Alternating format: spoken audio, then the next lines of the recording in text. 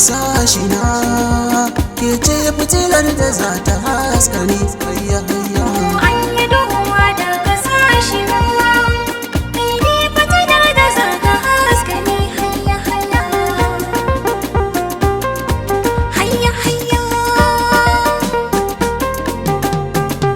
Ƙaunar ki a zuci ta yi mun naso, sanadin ki ne kuma na taɓa yake haske. Abinda kike biɗa shi nake so, in akan ki ne na shirya in ba da rai take. Da na ki kiran ki dole zan taso, ko me nake in zo a ƙafa ko akan keke. Da san ki nake wuni nake kwana, saki tallafa